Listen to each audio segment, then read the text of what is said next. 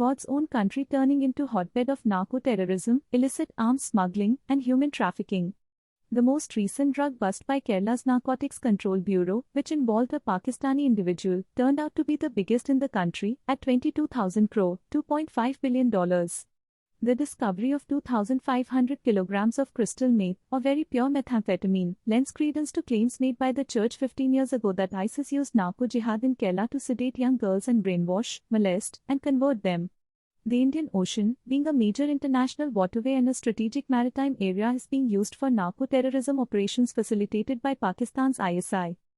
The Indian government has increased maritime activities along the western coast, strengthened patrols, surveillance systems using cameras with unmanned aerial vehicles, UAVs, and radar systems in an effort to ensure the safety, security, and well-being of the area while upholding the rule of law and maintaining the integrity of maritime borders. It has also encouraged close coordination and cooperation among various law enforcement agencies, including the Coast Guard, Navy, a police force, and a border patrol. The efforts have paid off handsomely, with the Indian Navy and Coast Guards regularly apprehending drug dealers along the western coast, which includes coastal Kerala and Lakshwadeep. 220 kilograms of heroin were found off the Lakshadweep in May of last year. The heroin was linked to Pakistan, according to the Directorate of Revenue Intelligence, DRI. The largest opium-producing nations in the world are Afghanistan, Pakistan, and Myanmar, and the Indian Ocean region has long been used to transport illegal weapons and drugs. These activities have had wider geopolitical ramifications for South Asian security, with the region becoming a hotbed for terrorism and extremist ideology. China has long been pursuing an approach known as the string of pearls to encircle India and increase its sway. This plan calls for the construction of a network of naval bases and ports along the Indian Ocean, including ones in Bangladesh, Pakistan, and Sri Lanka. Pakistan has emerged as the main beneficiary from this project among these countries, with China investing a sizable $62 billion in the China-Pakistan Economic Corridor, CPEC. The success of China's String of Pearls project depends critically on the transit canals that run along the coasts of Kerala and Lakshadweep. These routes are essential for promoting connectivity and trade between China and its allies in the Indian Ocean region.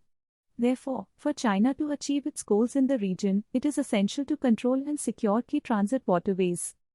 Similar to the Andaman Islands in the east, the Lakshadweep archipelago is strategically important to Indian marine interests. Lakshadweep, which consists of a group of 36 islands with a combined land size of 32 square kilometers, grants India access to vast territorial waters that extend for about 20,000 kilometers and an exclusive economic zone, EEZ, that is roughly 4 lakh square kilometers. EEZ gives a nation exclusive rights to explore and use maritime resources, including those that can be used to generate wind and water energy.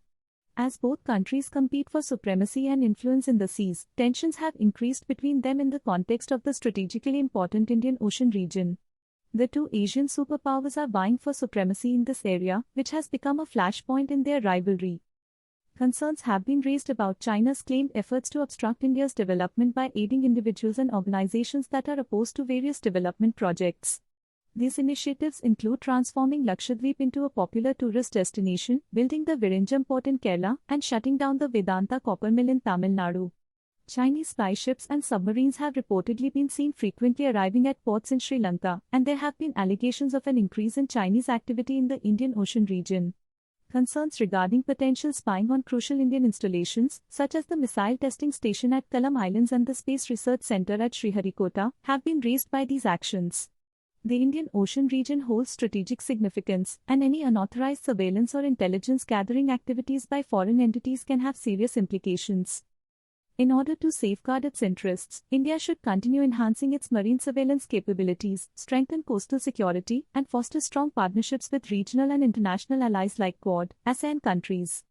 Any potential security gaps or unauthorized operations in the region can be found and dealt with through joint patrols, routine intelligence sharing, and surveillance. India needs to keep a strong defensive posture in order to protect its essential infrastructure and national assets.